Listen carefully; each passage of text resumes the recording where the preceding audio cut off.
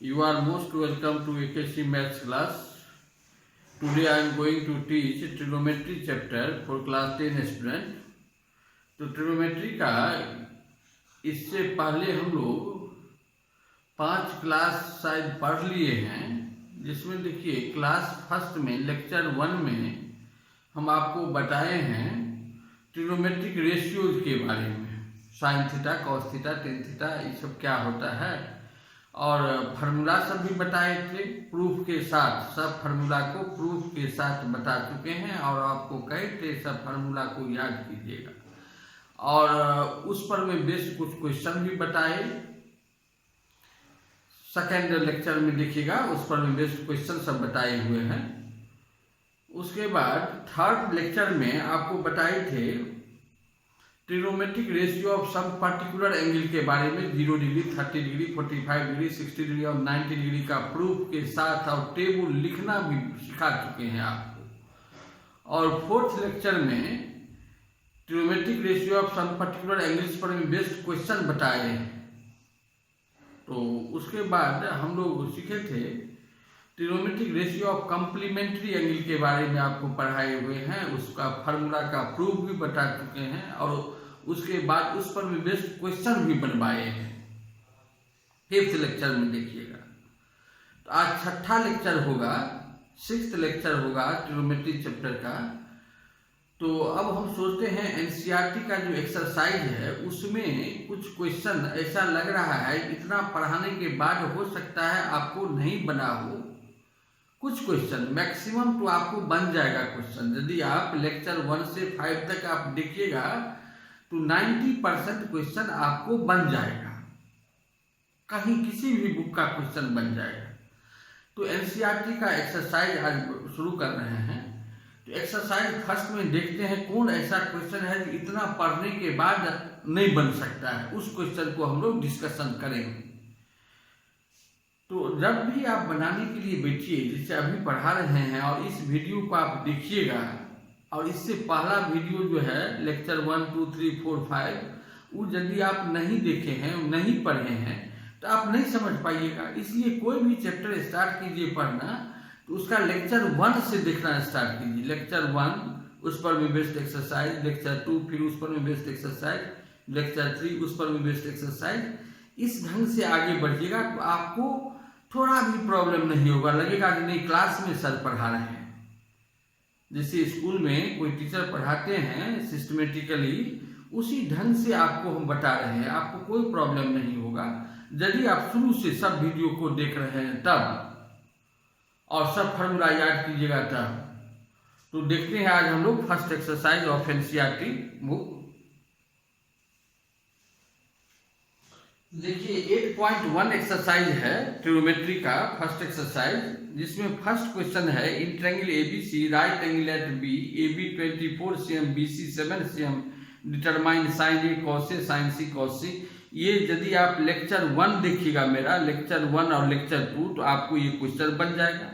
Question number 2 भी बन जाएगा, क्वेश्चन नंबर 3 बन जाएगा, क्वेश्चन नंबर 4 बनेगा, क्वेश्चन नंबर 5 बन जाएगा। हो सकता है क्वेश्चन नंबर 6 में आपको प्रॉब्लम हो। क्वेश्चन नंबर 6 हम बता चुके हैं, आप देखिएगा लेक्चर 2 उसमें बताए हैं क्वेश्चन नंबर 6, लेकिन फिर बता रहे हैं। इसको हम 2 मेथड से आपको बता देते हैं, थोड़ा समझिए इस क्वेश्चन को। कहता है if angle A and angle B are acute angles such that cos of angle A equal to cos of angle B.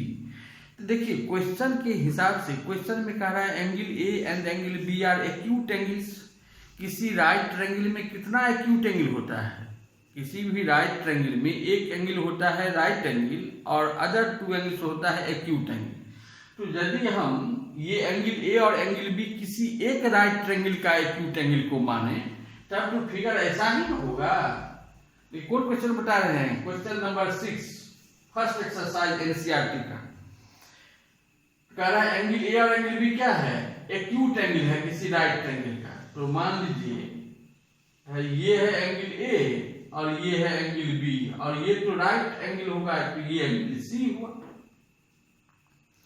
Angle A and angle B are acute angles of a right triangle, acute angle such that cos A equal to cos B.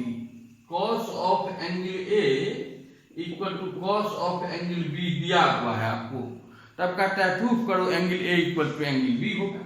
तो cos of angle ए क्या हो जाए, इस angle का cos, cos का formula होता है B by S. तो बेस कौन साइड है, ए सी, हाइपोटेन्यूज कौन है, A B, A C by A B होगा ना, A C by A B.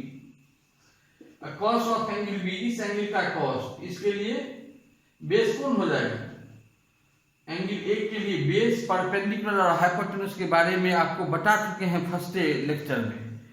तो एंगल ए के लिए बेस कौन हो जाएगा, ए सी, हाइपोटेन्यूज कौन होगा, ए बी। फिर एंगल बी के लिए बेस हो जाएगा बी सी और हाइपोटेन्यूज तो ए बी। अब देखिए ए बी कट गया, ए सी इक्वल टू क्या हो गया, ए सी इक्वल टू बी सी। अब ए सी और बी सी इक्वल हो गया।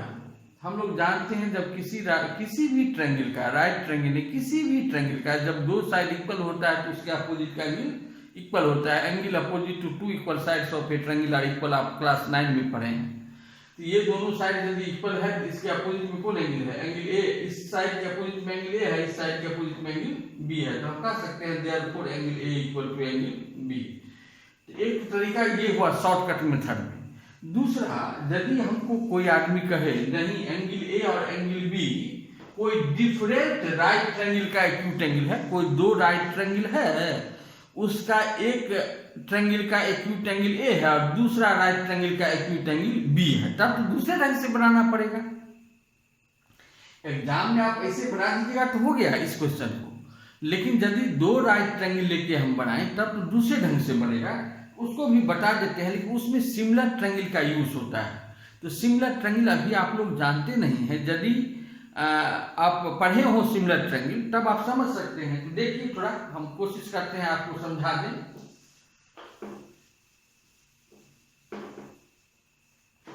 तो हम दो डिफरेंट राइट ट्रायंगल हम ड्रॉ कर रहे हैं।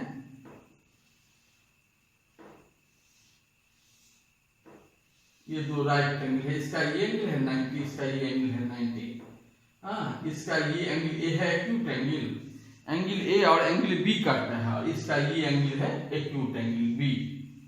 इस एंगल का नाम देते हैं सी, इसका नाम दे दिए डी, इसका नाम देते हैं ई, इसका नाम देते हैं एफ।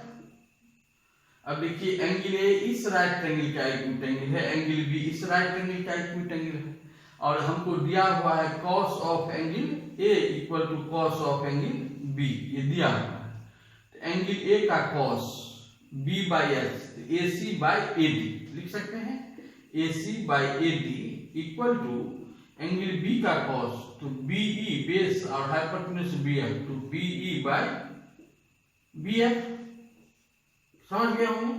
अब देखिए इसको हम लिख सकते हैं इसे ए सी बाई बी ई, इसी लाइन को लिख सकते हैं A C by B equal to A D by B F. इस बात को समझिए थोड़ा।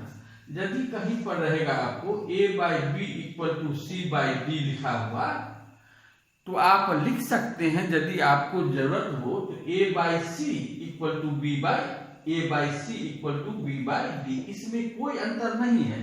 यदि देखो यहां पर में हम क्रॉस मल्टीप्लिकेशन करेंगे तो क्या हो जाएगा, A D equal to B C. यहां भी क्रॉस मल्टीप्लिकेशन करेंगे तो क्या हो जाएगा, A D equal to B C. इस प्रॉपर्टी को कहते हैं अल्टरनेंडो प्रॉपर्टी। तो खैर उतना डेप्थ में आपको जाने का जरूरत नहीं है। यदि कहीं पर रहेगा a by B equal to C by D, then we can write a by C. Numerator देखो, इसका न्यूमरेटर a है, इसका न्यूमरेटर a है, तो a by C equal to b by D, denominator by denominator. उसी तरह से यदि इस प्रॉपर्टी का यूज करें तो यहाँ क्या लिख सकते हैं, A C by B equal to A D by B है। तो अब सब दोनों रेशियो इक्वल है, हम सपोज कर लेते हैं let A C by B equal to A D by B M equal to K, कुछ सपोज कर लिए हम, के सपोज कर लिए। Therefore A C equal to क्या हो जाएगा, ए सी इक्वल टू इतना equal to K, A C equal to नहीं हो जाएगा के इंटू बी, के ये कॉन्स्टेंट के जो सपोज किया है के इंटू बी। अब फिर ए डी इक्वल टू क्या हो जाएगा, ए डी इक्वल टू के इंटू बी एफ। अब देखिए ए सी ए डी, ए सी और एडी, AC AD निकल गया ना, AC और AD, ठीक है।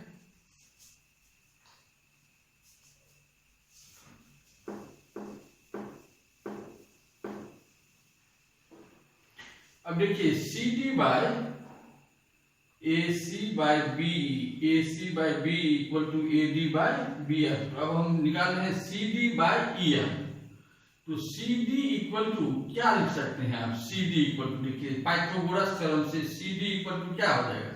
Root over AD square minus AC square, root over AD square minus AC square. और EF इक्वल टू क्या लिख सकते हैं? EF equal to root over BF square minus EF square, EF square equal to BF square minus BE square ना, BF square minus BE square. अब देखिए तो therefore CD by EF क्या हो जाएगा? CD बाई EF यदि हम निकालें root over AD square minus AC square by root over BF square minus BE square, root over AD square. AD equal to कितना है? देखिए AD इक्वल टू क्या है यहाँ? K into BF। AD square क्या हो जाएगा? Root over K square into BF square minus AC square. AC square equal to K square into BE square, K square into BE square by root over BF square minus BE square. अब देखिए K square दोनों में है, इसको बाहर निकालेंगे तो K common हो जाएगा, K और रूट के अंदर में क्या रह जाएगा? BF square minus BE square by root over BF square minus BE square. नहीं होगा। अब देखिए ये कैंसिल हो जाएगा, equal to K। AC by B और AD बाई BF को क्या सपोज किए थे? K। आप ये CD बाई EF भी क्या हो गया? K। ये फर्स्ट इक्वेशन देखिए, फर्स्ट इक्वेशन है, ये second equation. From first and second क्या लिख सकते हैं? From first and second AC by B equal to AD by BF equal to ये दोनों कितना है? K, और ये भी कितना लिखा हमको? K। तीनों इक्वल हो गया ना, they are equal to CD by EF। अब देखिए इस दोनों राइट ट्रायंगल का, इस दोनों ट्रायंगल का तीनों साइड प्रोपोर्शनल हो गया ना। AC by B equal to AD, AC by B equal to AD, AD by BF equal to CD by EF। जब किसी दो ट्रायंगल का तीनों साइड प्रोपोर्शनल होता है तो ट्रायंगल सिमिलर होता है। जब आप सिमिलर ट्रायंगल पढ़िएगा तब पता लगेगा। जब किसी भी ट्रायंगल का तीनों साइड प्रोपोर्शनल हो तब ट्रायंगल को कहते हैं सिमिलर। तो हम लिख सकते हैं देयरफॉर ट्रायंगल ACD सिमिलर हो गया। सिमिलर का ये सिंबल है ट्रायंगल BEF का, ट्रायंगल BEF का बाय SSS, तीनों साइड प्रोपोर्शनल है। और सिमिलर ट्रायंगल में करस्पॉन्डिंग एंगल इक्वल होता है। तो देयरफॉर एंगल क्या प्रूव करना था आपको? Angle A equal to angle B ना, तो एंगल A का करस्पॉन्डिंग एंगल कौन है? Angle B। देखिए A फर्स्ट में है, B फर्स्ट में है, therefore angle A equal to angle B लिख देंगे यहाँ। In similar triangle corresponding angles are equal, angle A equal to B proof हो गया। तो दूसरा मेथड से बनाइएगा, थोड़ा लंबा हो जाता है। अब फर्स्ट मेथड बता दिए कितना आसान है, तो फर्स्ट मेथड से बनाइएगा, ये भी समझा दिया। अब देखिए क्वेश्चन नंबर 9 बनना चाहिए आपको, फिर भी देखिए 1 मिनट, 7, 8 सब बन जाएगा आपको। क्वेश्चन नंबर 9 हम डिस्कशन कर रहे हैं।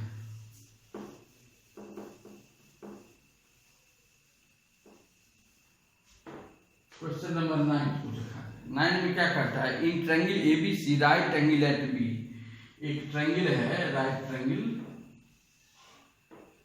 एंगल एट B, तो B ये होगा, ये A यहाँ, B C यहाँ हो जाएगा। In triangle ABC right angle at B if tan A equal to 1/√3, tan of angle A equal to 1/√3 दिया हुआ है, तब कहता है फाइंड कीजिए sin A cos C plus cos A sin C। तब देखिए tan A equal to 1/√3, tan of angle A क्या हो जाएगा? P/B, tan का फॉर्मूला होता है P/B। इस एंगल के लिए परपेंडिकुलर कौन है BC, तो BC by tan A equal to P by B, तो P हो गया परपेंडिकुलर BC या बेस हो गया AB, तो BC by AB equal to 1/√3। अब हम यदि सपोज कर लेंगे तो BC इक्वल टू 1 के, BC इक्वल टू 1 के तो नहीं लिखेंगे, के लिखेंगे, देयरफॉर AB कितना हो जाएगा, AB इक्वल टू √3 के। अब हम लोग BC AB मालूम हो गया, AC पाइथागोरस थ्योरम से निकाल लेंगे। AC स्क्वायर इक्वल टू क्या होगा, AB square plus BC square. AB कितना है √3 के, उसका स्क्वायर क्या हो जाएगा 3k स्क्वायर। अब BC k है तो k स्क्वायर, तो 4k स्क्वायर। तो AC कितना हो जाएगा, therefore AC equal to 2k नहीं हो जाएगा। अब देखिए AC निकल गया 2k, BC निकला हुआ है k और AB कितना है √3 के। अब हम लोग निकालना है हमको sin A into cos C, sine है ये चाहिए आपको, sin A into cos C plus cos A into sine C। अब देखिए साइन ऑफ एंगल A नहीं निकाल सकते हैं, AC कितना है, AC देखिए 2k, ये AC 2k है और AB कितना है √3k और BC कितना है k। तो साइन A कितना क्या होगा, कौन साइड बाय कौन साइड, इस एंगल का साइन P बाई H, तो BC बाई AC,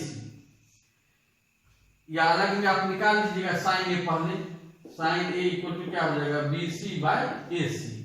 BC कितना है k, AC कितना है 2k, k by 2k, k cut गया 1/2।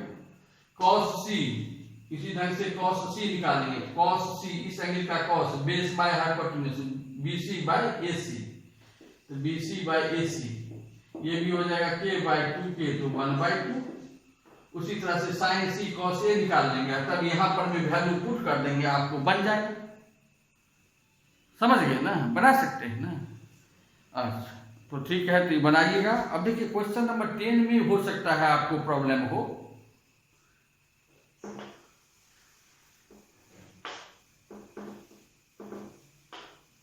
क्वेश्चन नंबर 10 में कहता है in triangle PQR right angle at Q, PQR ये राइट एंगल है, राइट एंगल एट Q, तो यहां देते हैं P, यहां देते हैं R।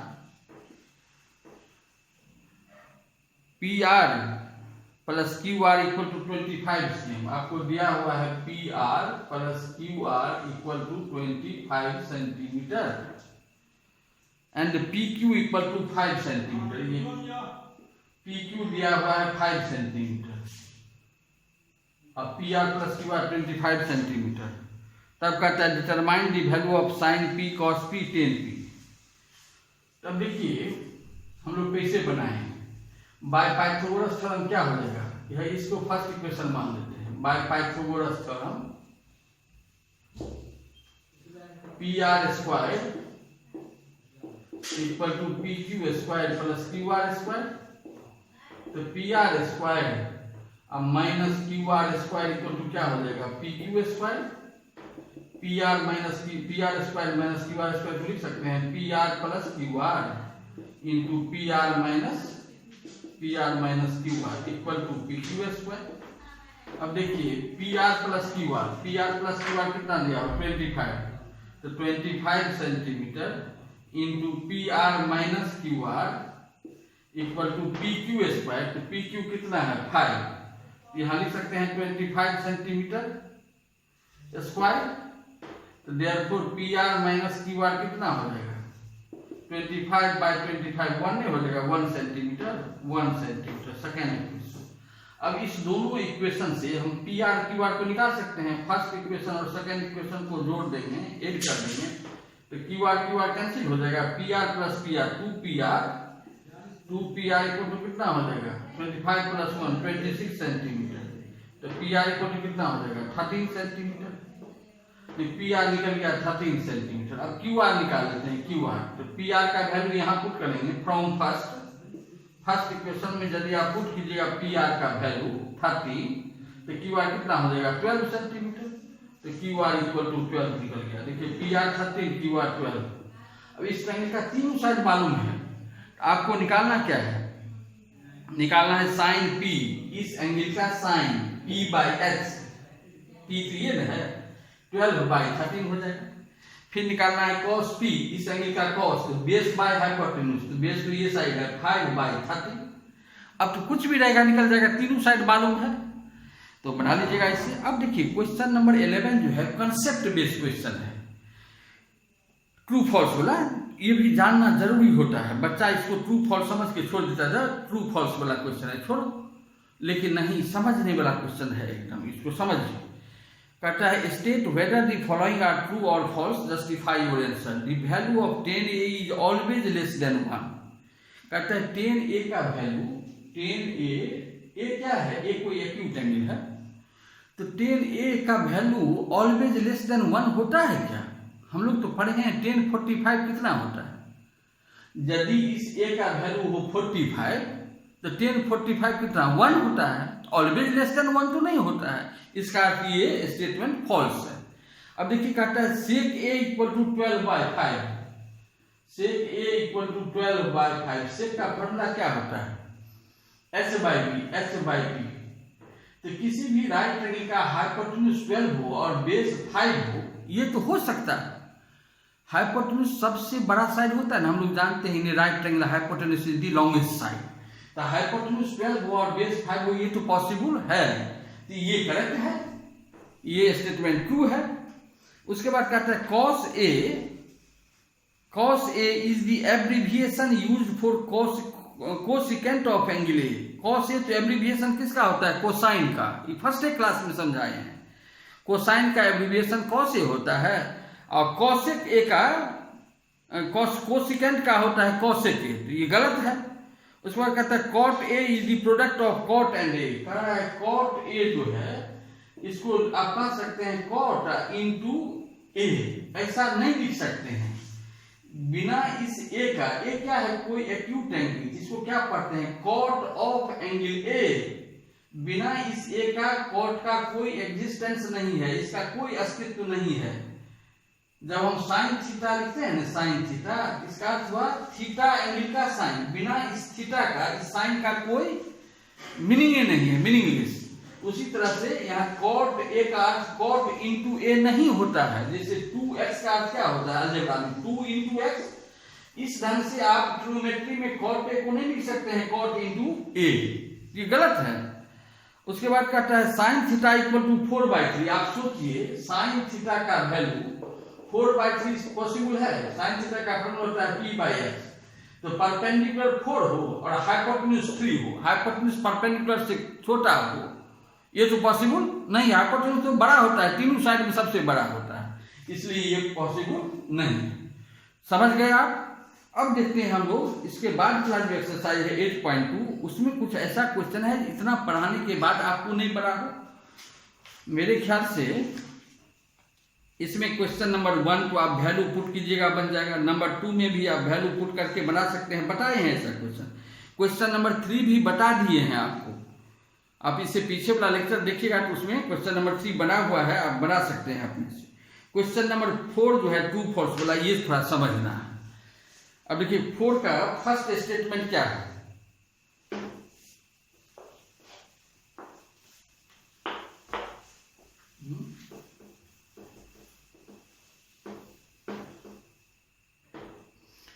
क्वेश्चन नंबर 4 में कहता है state whether the following are true और false, justify your answer.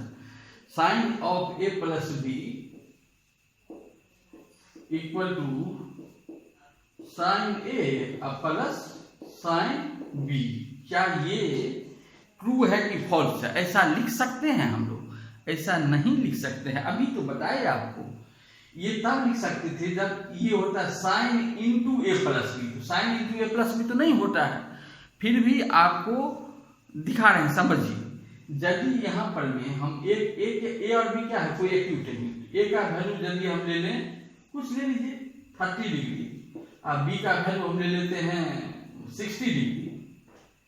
A 30 degree, B 60 degree है, तब साइन ए प्लस बी का वैल्यू क्या हो जाएगा, साइन ए प्लस बी, तो हो जाएगा साइन ऑफ 30 डिग्री या plus 60 degree equal to sine of 90 degree, जो होता है 1, हम लोग जानते हैं, इसका वैल्यू 1 हो गया। अब देखिए sign A plus sign A plus sine B, तो साइन ए का वैल्यू कितना है 30 डिग्री, और बी का वैल्यू 60 डिग्री, तो साइन 30 क्या होता है, दिखाई देगा ना, ये साइन 30 डिग्री होता है 1/2 और साइन 60 क्या होता है √3/2।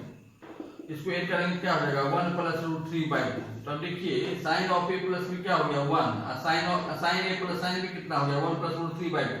तो ये नहीं हो सकता है, therefore sine of A plus B is not equal to sine A plus sine B. इस ढंग से आप प्रूव कर सकते हैं। अब देखिए कहता है the value of sine theta increases as theta increases. कहता है साइन थीटा का वैल्यू इंक्रीज करेगा यदि थीटा इंक्रीज करेगा, ये एंगल इंक्रीज करेगा तो साइन का भी वैल्यू इंक्रीज करेगा। इंक्रीज करता है क्या, सोचिए ना, आपको यदि वैल्यू याद हो तो साइन 0 डिग्री क्या होता है 0।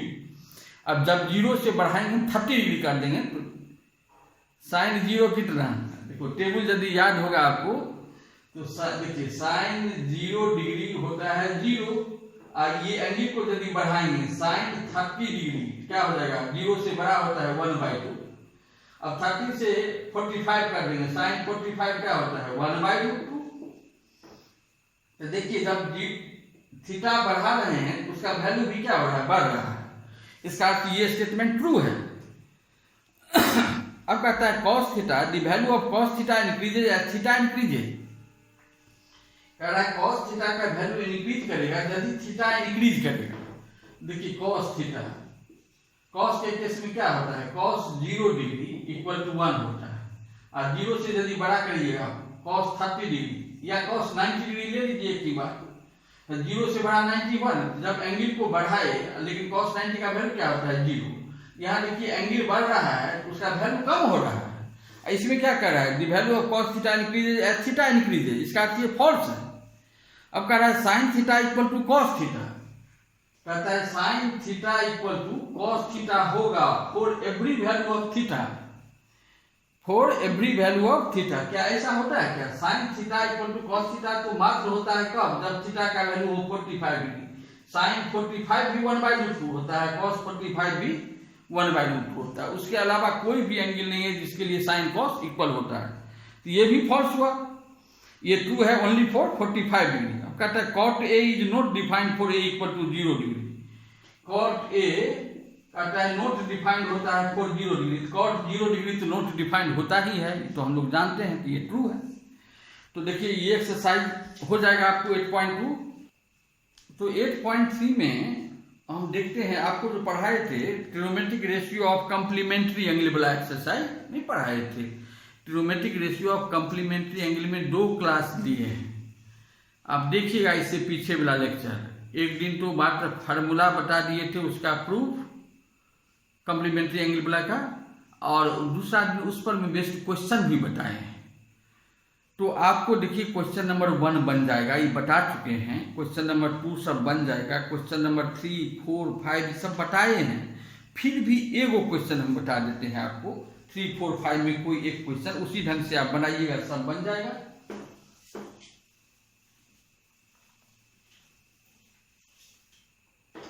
जैसे 3 क्वेश्चन बताते हैं। क्वेश्चन नंबर 3 ये देखिए, ये क्या है 3 में, tan 2a = cot of A - 18 degree. कहता है find the value of A, ऐसा क्वेश्चन बता चुके हैं। फिर भी देखिए tan 2a को हम लिख सकते हैं cot 90 डिग्री या -2a, cot 90 - theta tan theta होता है = cot A - 18 डिग्री। अब देखिए दोनों साइड कंपेयर करेंगे तो cot हट जाएगा, काटेंगे नहीं, कंपेयर करने में काटा नहीं जाता है। तो देयरफॉर 90 डिग्री = क्या, 90 डिग्री -2a = क्या हो जाएगा A - 18 डिग्री। तो -2a, इस एक को इधर लाएंगे तो -a = -18 डिग्री या -19 डिग्री। तो -3a = -108 ना, माइनस कैंसिल, a = क्या हो जाएगा 36 डिग्री। इस ढंग से आप बना सकते हैं। 4, 5 भी सब वही क्वेश्चन है। अब क्वेश्चन नंबर 6 भी बता चुके हैं, क्वेश्चन नंबर 7 भी बता चुके हैं। फिर भी 1 मिनट देख लीजिए, 1 मिनट। क्वेश्चन नंबर 6, 7 को देख लीजिए। कहता है if ABC are interior angle of triangle ABC then show that sine of B + C/2 = cos of cos of a by 2, ये प्रूफ करना है। Sine of b plus C by 2 equal to cos of a by 2। ये a b c क्या है, किसी triangle का angle है। हम लोग जानते हैं in triangle sum of all angle कितना डिग्री होता है, 180 डिग्री। तो हम लोग लिख सकते हैं ना, यहाँ लिखेंगे we know that in triangle sum of all angle 180 degree, therefore a plus b plus c कितना हो जाएगा, 180 डिग्री। अब देखो, जो प्रूफ करना है उसको देख के आगे बढ़ेंगे। प्रूफ जो करना है उसके लेफ्ट साइड में क्या है, b प्लस सी, और राइट साइड में क्या है, a। तो b प्लस सी को लेफ्ट साइड में रखिए, तो b plus C equal to क्या हो जाएगा, 180 डिग्री या माइनस a। अब देखिए यहाँ पर क्या है, b प्लस सी बाई 2, तो 2 से दोनों साइड डिवाइड कर देंगे, क्या हो जाएगा, b plus C by 2 equal to 180 by 2, तो 90 डिग्री या माइनस a बाई 2। अब देखिए b प्लस सी बाई 2 के साथ क्या इंक्लूड है, साइन ना, साइन दोनों साइड इंक्लूड कर देंगे, तो therefore sine of b plus C by 2 equal to sine of 90 degree या माइनस a बाई 2। और साइन 90 माइनस a बाई 2 क्या हो जाएगा, फॉर्मूला है साइन 90 में थीटा कॉस थीटा, तो हो जाएगा कॉस ऑफ a बाई 2, ये हो जाएगा। अब देखिए क्वेश्चन नंबर 7 में कहता है एक्सप्रेस साइन 67 डिग्री या cos 75 degree in terms of trigonometric ratio of angle between 0 and 45 degree. ये आप बना सकते हैं,